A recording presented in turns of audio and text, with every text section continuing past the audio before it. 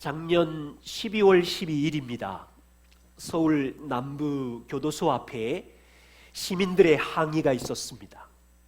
시민들은 조두순 지옥으로 보내라는 피켓을 들고 거칠게 항의했습니다. 시민들은요, 아동 성폭행 혐의로 징역 12년을 복역하고 출소한 조두순이 세상으로 나오는 것에 대해서 반대하면서 계란과 돌을 던지면서 시위를 했습니다.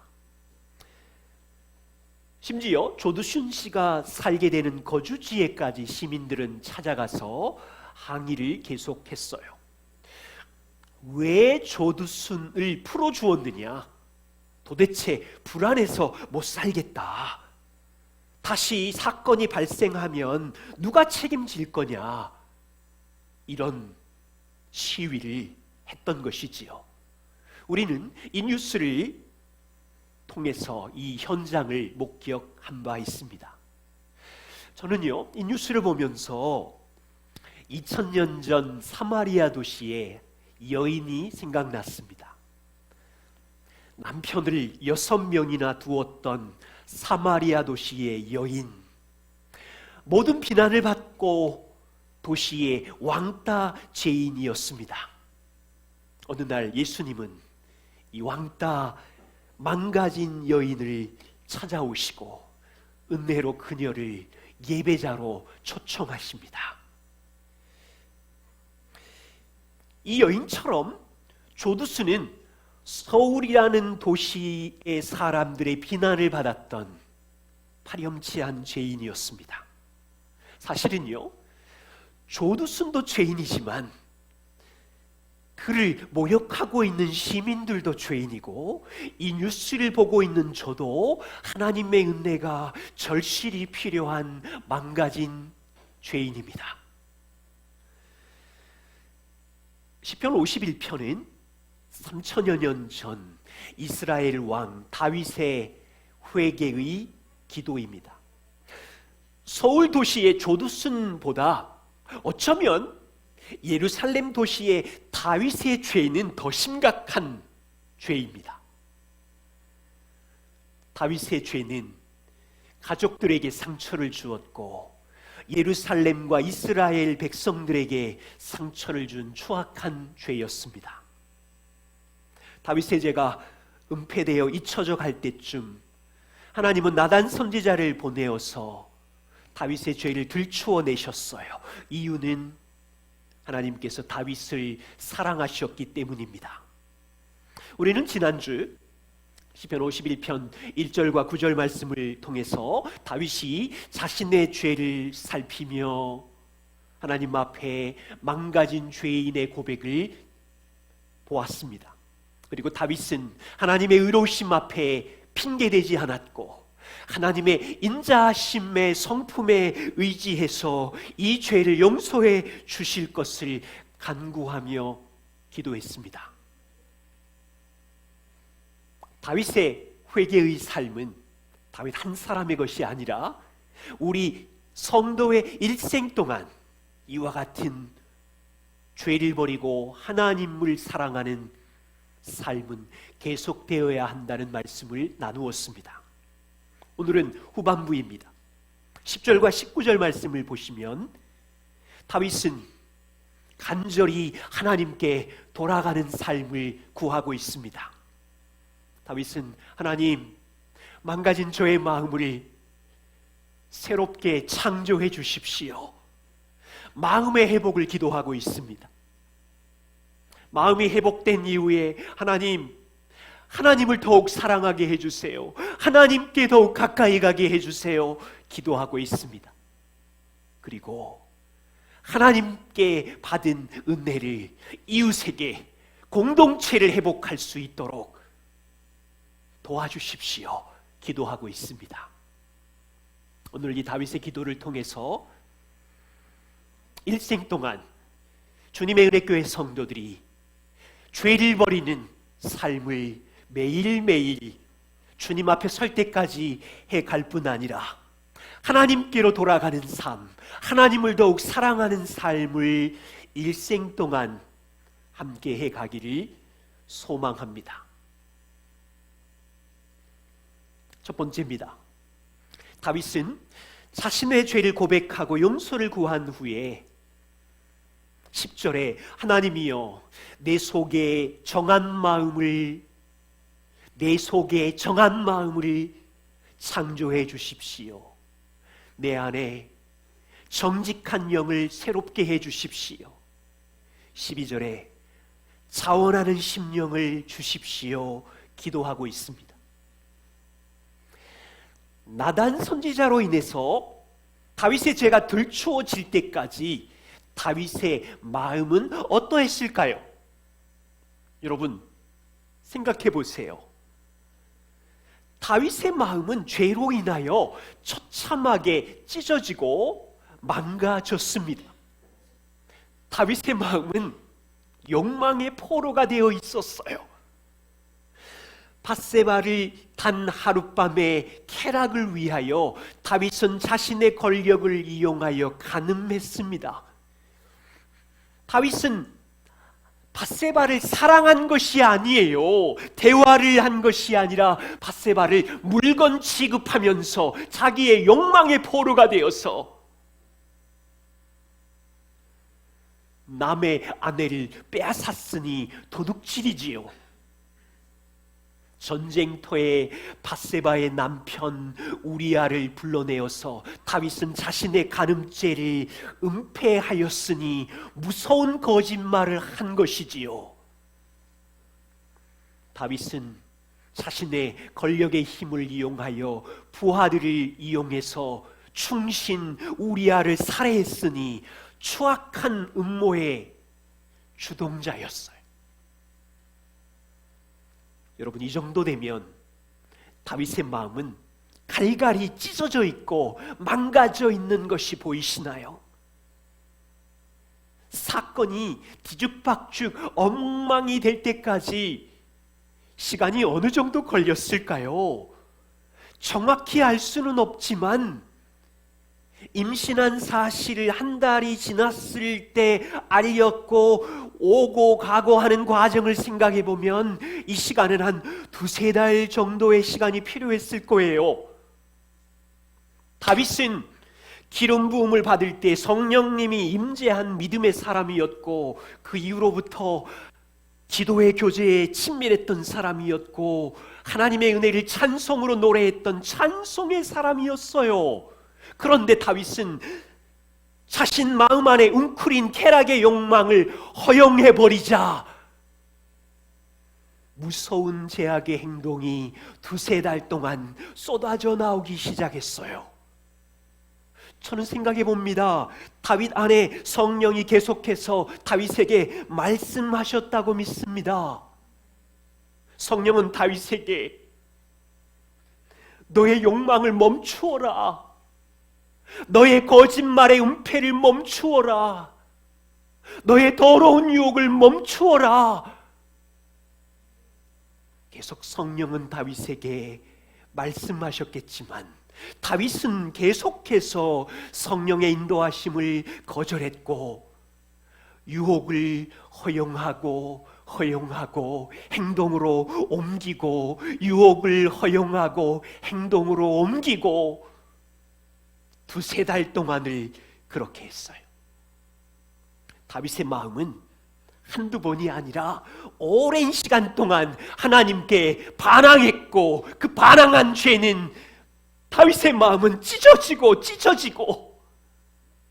일그러지며 왜곡된 행동을 반복해서 그 마음은 더럽혀질 대로 더럽혀졌어요. 나단 선지자를 통해서 이 죄가 지적받자 다윗은 이제야 두 손을 들고 항복하면서 고백합니다. 하나님, 저는 죄악 중에 출생한 사람입니다. 태어날 때부터 마음이 죄악으로 병든 죄인입니다. 이거 아니면 설명할 길이 없는 자신의 추악한 죄 앞에 무슨 말입니까? 하나님, 제 마음이 부패하였습니다. 내 힘과 노력으로는 하나님을 기쁘시게 할 수 없는 오염되고 부패한 마음입니다. 오직 하나님만이 내 안에 정한 마음을 창조할 수 있습니다. 오직 하나님만이 거짓되고 반항적인 이 마음을 정직한 영으로, 새 마음으로 바꾸실 수 있습니다. 하나님, 저에게는 이런 마음이 없으니 이 마음을 회복해 주십시오.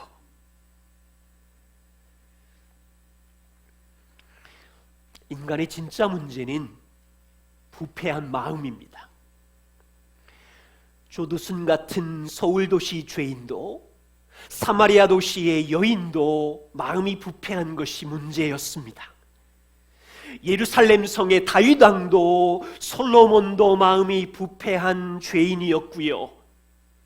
신약에 뛰어난 학자 바울 같은 사람도, 우리들도 마음이 부패한 것이 인간의 가장 골치 아픈, 우리의 힘으로는 해결할 수 없는 문제입니다.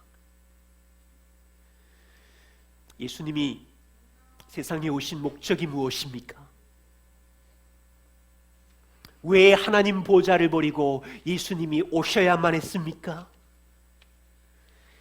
인간의 힘과 노력으로는 구원을 얻을 자가 없기 때문에, 모든 인간의 마음이 부패하였기 때문에, 하나님을 기쁘시게 할 수 있는 마음이 없기 때문에 이 마음을 자신의 죽으심으로 새롭게 창조하기 위해서 세상에 오셨고 십자가에 죽으셨습니다.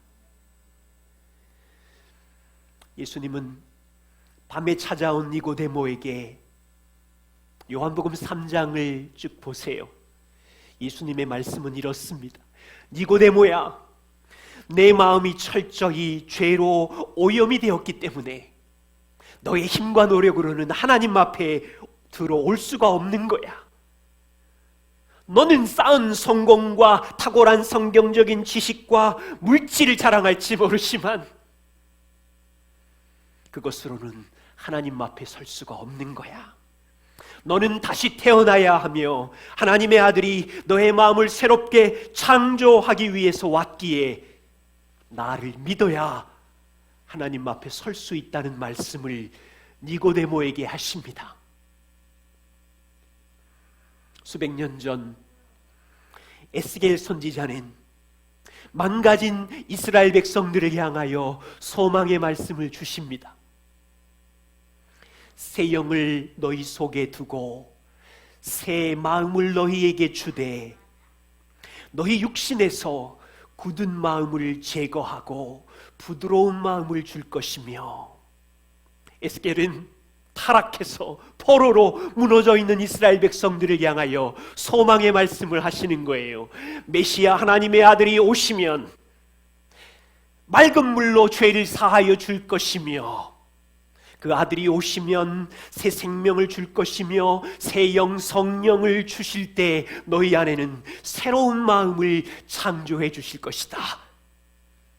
그러면 돌같이 딱딱한 굳은 마음을 제거하여 줄 것이며, 하나님께 반항하고 자기 욕망을 따라 살려고 하는 마음을 제거해서 성령이 다스리는 새 마음을 주신다는 약속을 하신 거예요. 예수님이 이 땅에 오셨고 우리는 그 은혜로 거듭난 새 마음을 가진 사람들입니다. 세상 사람들에게 오늘 이 말씀처럼 당신의 마음은 부패하였고 더러운 죄로 오염되었습니다. 세상 사람들에게 당신이 쌓은 성취와 권세와 능력으로는 누구도 하나님 앞에 들어갈 수 없습니다, 이렇게 말해보세요. 그들은 우리를 향하여 조롱하고 비웃고 기분 나빠할 거예요. 안 만날 수도 있어요. 그렇지만 우리는 다윗의 고백처럼 하나님 앞에, 하나님, 제 마음은요, 간단한 수리, 리모델링해서는 고칠 수 없는 마음이에요. 제 마음은요, 뭐 책 몇 권 읽는다고, 교육을 받는다고 노력으로 개선될 수 있는 상황이 아니에요. 완전히 부패한 마음이에요. 오직 하나님만이 이 마음을 창조해 주셔야 돼요. 여러분, 이건 다윗만의 고백이 아니라 성도들이 일생 동안 주님 앞에서 해야 하는 고백인 거예요.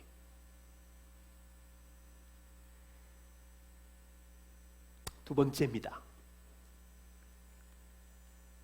하나님께로 돌아가게 해주십시오. 성도의 삶은 두 가지입니다. 일생 동안 우리 안에 존재하는 죄를 버리고 죽이는, 죄로부터 돌이키는 삶이며, 하나님을 향하여 그분의 말씀을 믿고 신뢰하는 삶, 두 가지입니다. 다윗을 보십시오. 자기의 죄를 회개하고 죄로부터 돌이키면서 하나님, 내 마음을 새롭게 해주십시오 기도한 후에 하나님께로 가려고 합니다. 그런데 11절에 보세요. 나를 주 앞에서 쫓아내지 마시며 주의 성령을 내게서 거두지 마소서. 다윗이 경험하는 이 영적 감정이 느껴지세요? 다윗은 지금 죄 때문에 성령이 떠나신 것 같은 경험을 하고 있는 거예요. 하나님께로부터 멀어져서 쫓겨났다는 무서운 경험을 하고 있는 거예요.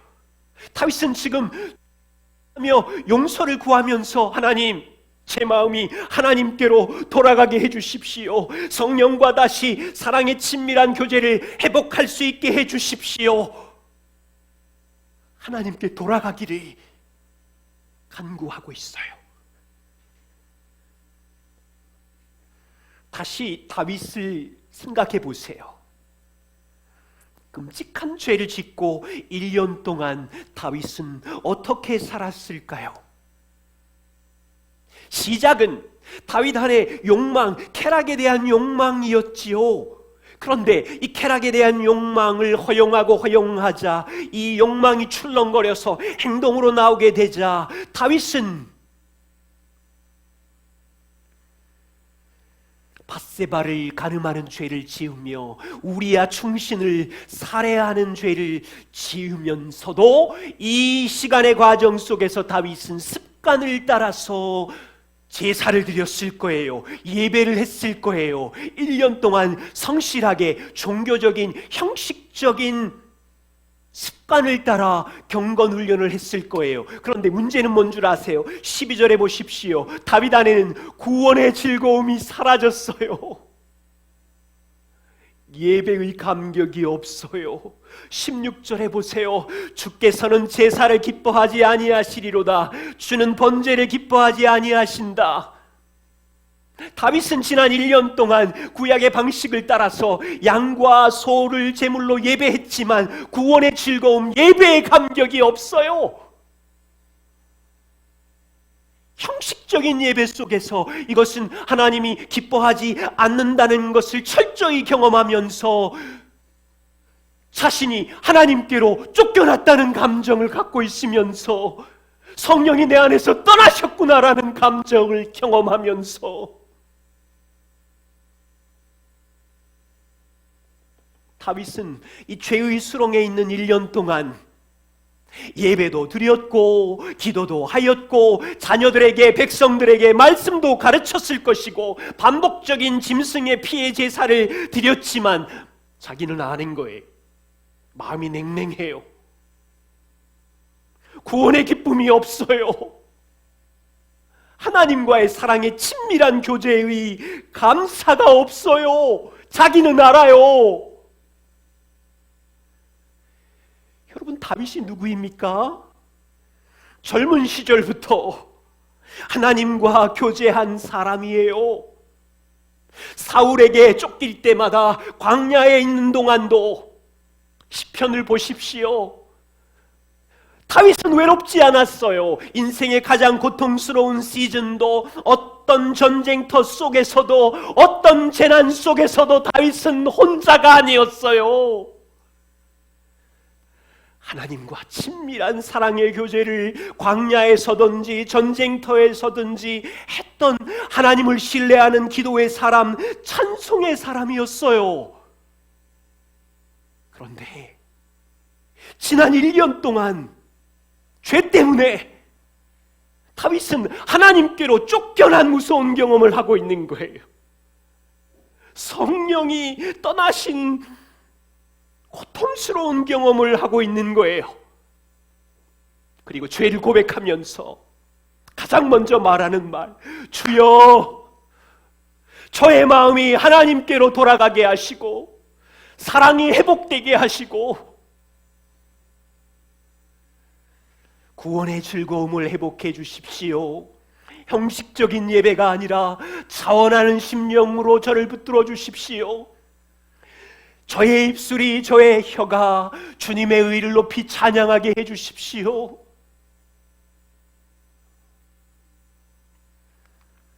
혹시 우리 중에 구원의 즐거움을 잃어버리신 분들이 있습니까? 예배에 감겨 복음이 주구는 기쁨을 잃어버린 분이 있다면 우리는 다윗처럼 주님, 우리의 마음이 하나님께로 돌아가게 하시고 예전에 누렸던 주님과의 친밀한 교제를 회복시켜 주십시오. 기도해야 합니다. 김영희 목사님께서 잘못된 회심과 올바른 회심에 대해서 이렇게 말씀하셨어요. 한번 보시지요. 율법적인 회개는, 잘못된 회개는 죄의 결과로 받게 될 형벌이 두려워서 하는 것이지만, 복음적인 회개, 올바른 회개는 하나님과의 관계를 망가뜨린 죄 자체 때문에 슬퍼합니다. 잘못된 회개는 우리가 너무나 비참하고 후회하고 있어서 자기가 한 일이 그 죄를 용서받을 만한 자격이 있다는 것을 하나님께 납득시키려고 하는 자학의 한 형태입니다. 결국은 자기가 행한 의를 세우려고 하는 행위입니다. 그러나 복음적인 회개는 복음 안에서 우리가 예수님이 우리 때문에 고난을 당하셨고 비참해지셨다는 것을 알기 때문에 용서를 획득하기 위해서 우리 스스로를 괴롭게 할 필요가 전혀 없습니다. 좀 어렵지요? 여러 번 읽으면서 생각해 보셔야 돼요. 일반적으로 죄에서 돌이키는 사람들 중에 어떤 사람들은 이렇게 말합니다.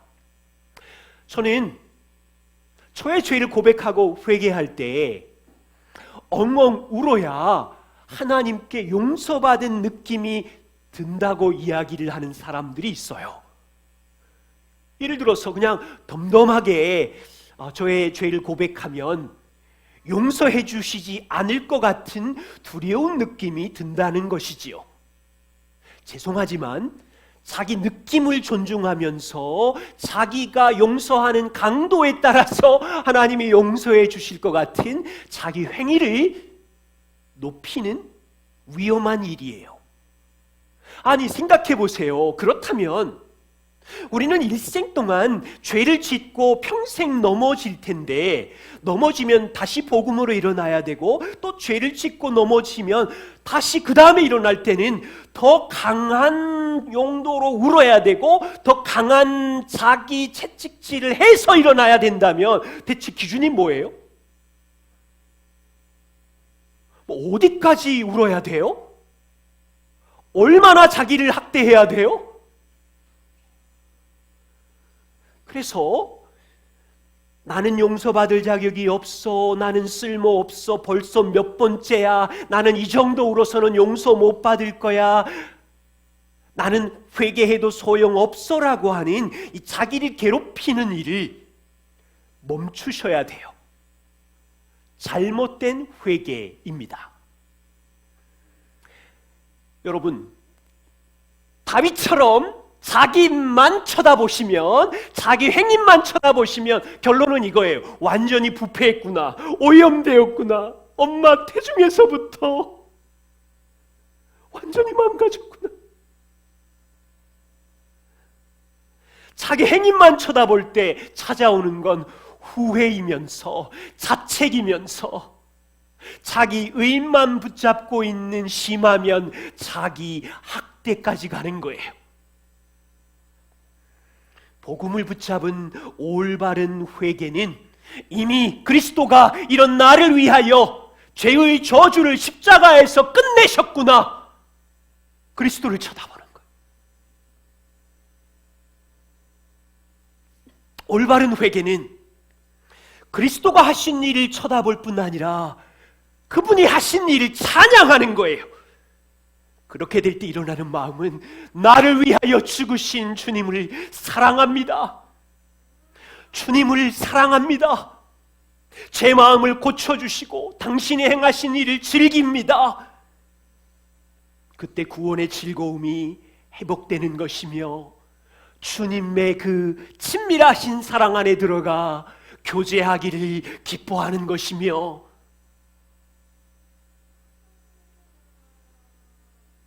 다시 질문합니다. 여러분은 다윗처럼 하나님, 올해 당신을 더욱 사랑하게 해주십시오라는 간절한 마음이 있으십니까? 한 해를 시작하시면서 우리의 마음이 온통 일에 가 있지는 않으세요? 우리의 마음이 온통 자녀 양육의 스트레스에 가 있으면서 하나님과의 교제가 끊어진 지가 6개월 이상 된 것은 아닌가요? 혹시 내가 설정한 세상의 정욕에 중독이 되어서 구원의 기쁨을 잃어버린 지가 한참이며 복음의 감격은 과거의 추억거리가 되어버려 있는 무서운 상황은 아니세요? 그렇다면 우리는 17절에 다윗의 고백이 필요해요. 하나님이 구하시는 죄사는 상한 심령이라. 하나님이여, 하나님이여, 상하고 통회하는 마음을 주십시오. 여러분, 우리에게 하나님, 제가 너무 분주합니다. 내가 설정한 목표에 쏠려서 하나님을 더욱 사랑하고 주님께 더욱 가까이 가려고 하는 마음이 없습니다. 상하고 통회하는 마음을 주십시오. 하나님께로 돌아가 당신과의 사랑의 교제를 회복해 주십시오. 이 기도가 우리에게 필요한 거예요.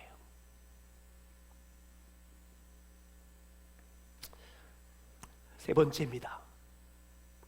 다윗은 자신의 마음을 회복해 달라고 기도한 후에 회복된 이 마음이 하나님을 향하여 가서 하나님을 사랑하고 교제하는 삶을 회복해 달라고 하면서 이제 무엇을 구하냐면, 공동체를 섬기게 해주세요. 이웃을 사랑하게 해주세요. 이웃을 향하여 마음이 옮겨갑니다. 13절을 보십시오. 그리하면 내가 범죄자에게 주의 도를 가르치리니. 그리하면이 무엇입니까? 앞절이지요. 하나님께서 구원의 기쁨을 회복시켜 주시면, 하나님께서 나의 이 추악한 죄를 용서해 주시면 내가 범죄자들에게 주의 도를 가르치리니 죄인들이 주께로 돌아오리이다. 18절 더욱 놀라운 기도를 드립니다. 주의 은택으로 시온의 선을 행하시고 예루살렘 성을 쌓아 주십시오. 여러분, 다윗은 예루살렘 성에서 조두순만큼이나 추악한 죄를 지었습니다. 다윗은 한 가정의 아버지이지요. 아버지로서 자녀와 아내에게 상처를 주었습니다. 다윗은 욕망의 포로가 되어서 밧세바에게 죄를 지었고 우리아를 살인한 것은 가정에서 본이 되어야 하는 아버지의 역할을 망쳐버린 죄인이었지요. 여러분, 이 죄로 인하여 다윗은 더 이상 가족들을 사랑하고 섬기는 일을 할 수 없게 되었어요. 이 죄 때문에 아버지로서의 역할이 막혀버린 거예요. 다윗은 왕이지요. 직업이 거죠. 다윗은 백성들에게 하나님이 누구신지 삶으로 본이 되어야 되는 왕이었는데, 더러운 죄로 인하여 왕의 명예는 땅에 떨어져 버렸고 백성을 더 이상 섬길 수 없게 되었어요. 오히려 백성들의 걱정거리, 백성들을 괴롭히는 범죄자가 되어버렸어요. 요즘으로 말하면 국회와 백성들은 난리가 나서 다윗 왕 범죄자를 끌어내려라, 수치스럽다, 탄핵해라. 보세요, 다윗의 죄는 개인과 가정에 상처를 주었을 뿐 아니라 이스라엘 공동체 전체를 파괴하고 있어요. 그런데 죄에서 용서를 경험하면 다윗은 기도하기를, 주님, 이제 이웃을 회복하는 일에 저를 사용해 주십시오. 하나님, 당신의 인자하심으로 저의 죄를 사해 주시면, 그리하면 죄가 범죄자들에게 주의 도를, 주의 무궁하신 인자하심을 가르치겠습니다. 그러면 나와 같은 죄인들이 주께로 돌아오도록 이웃을, 공동체를 섬기게 해 주십시오. 저는 이 본문에서 이런 놀라운 점을 발견합니다. 야, 다윗이 죄가 들통났을 때 왕의 명예가 떨어졌을 텐데, 평판이 다 떨어진 거잖아요. 가족들의 인정과 백성들의 비웃음이 있었을 텐데 다윗에게는 이런 게 중요하지 않았어요. 이걸로 좌절하거나 절망하지 않았어요. 다윗은 하나님 앞에서 용납받을 수만 있다면, 다윗은 하나님께 용서받을 수만 있다면, 이 자기도 범죄자인데 범죄자들에게 주님의 인자하심을 가르치겠대요. 다윗은 모든 걸 다 잃어버릴 수도 있었지만 사람들의 손가락질로 낙심하지 않았으며, 하나님 앞에서 용서받을 수만 있다면 자기도 범죄자이지만 다른 죄인들에게, 이웃에게, 가족에게 하나님의 인자하신 도와 용서의 은혜를 전하겠다고 기도하고 있는 거예요.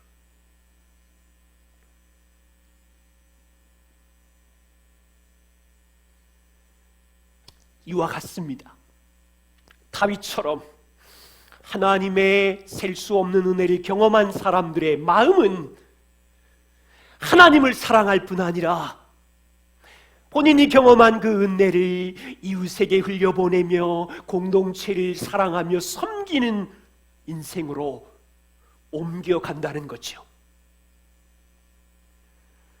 다윗은 시편 32편 1절에 이렇게 고백합니다. 허물의 사함을 받고 자신의 죄가 가리워진 자는 복이 있도다. 여러분, 이 고백을 1000년 후에 바울이 이 말씀을 그대로 인용하면서 로마서 4장 6절에 다윗의 복에 대해서 이렇게 말합니다. 일한 것이 없이 하나님께 의로 여기심을 받은 사람의 복에 대하여 다윗이 말한 바, 불법이 사함을 받고 죄가 가리워짐을 받는 사람들은 복이 있고, 주께서 그 죄를 인정하지 아니하는 사람은 복이 있도다. 다윗은 왕입니다.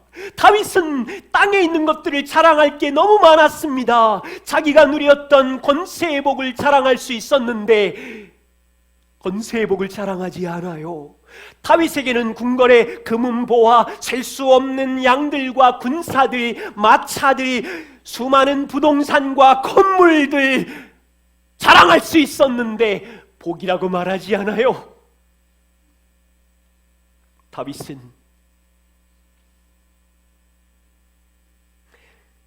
자신은 불법을 행한 사악한 죄인이었는데 하나님께 저주를 받아야 하는 죄인이었는데 이 죄가 가리워짐을 받은 복을 자랑합니다. 주께서 인자하심으로 이 죄를 인정하지 않는 복을 받았다고 자랑합니다. 자신은 일한 것이 없는데, 선한 의를 쌓은 적도 없는데 하나님께서 의로운 자로 여기심을 받은 복을 자랑하고 있어요. 보이세요?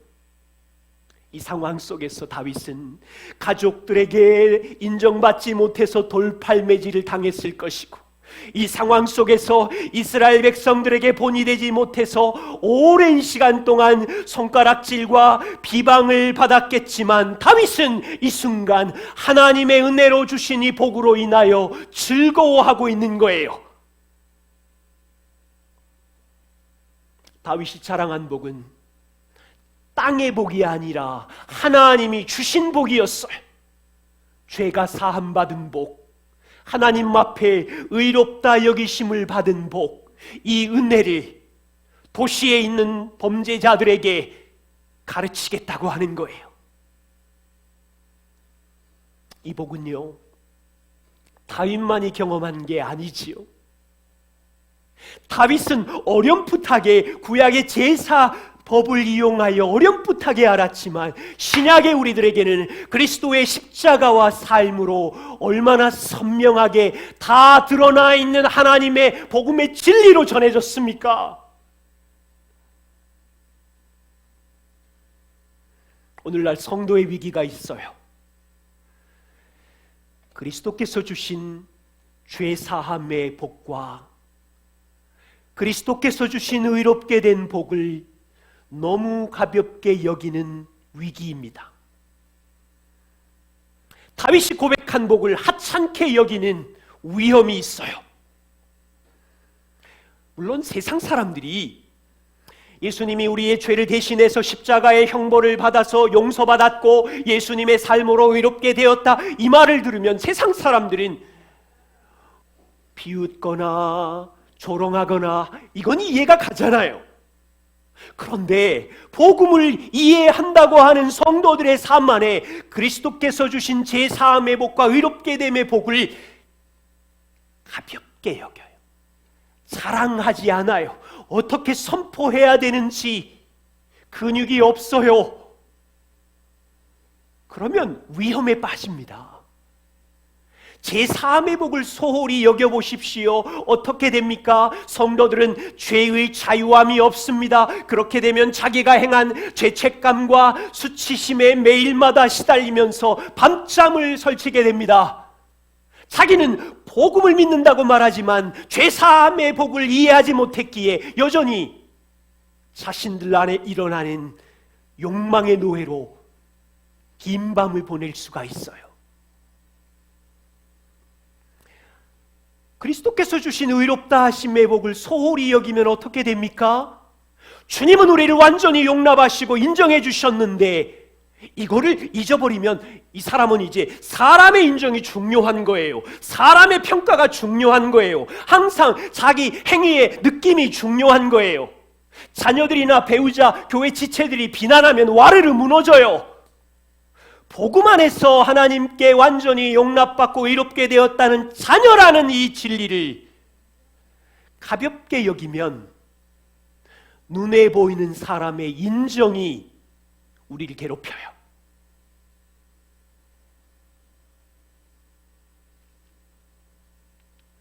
우리 올 한 해 일생 동안 다윗처럼 하나님의 은혜로 주신 제사함의 복과 의롭게 됨의 복이 세상에서 가장 놀라운 복인 줄 자랑하면서 살아가야 자유함과 우리의 정체성을 알게 되면서 이제 이웃을 섬길 에너지가 있고 가정을 섬길 에너지가 있고 세상 공동체를 섬길 기쁨이 우리에게 솟아나는 거죠. 그리고 18절 주의 은택으로 시온에 선을 행하시고 예루살렘 성을 쌓아 주십시오. 저는 이 말씀이 너무 좋아요. 죄인임이 들통났고 다 하나님 앞에 망가졌지만 하나님의 인자하심의 은혜를 의지하여 주여 내 마음이 하나님께로 돌아가 더욱 사랑하게 해주시고 이제는 주님의 은혜로 이 시온의 선을 행하시고, 우리의 시온은 어디입니까? 가정 공동체 안에, 교회 공동체 안에, 내가 서 있는 도시의 영역 안에 이 시온의 선을 행하시고 예루살렘 성을 다시 쌓아 주십시오. 이 은혜가 올해도 우리의 일생 중에 함께 계속되기를 소망합니다. 기도하겠습니다.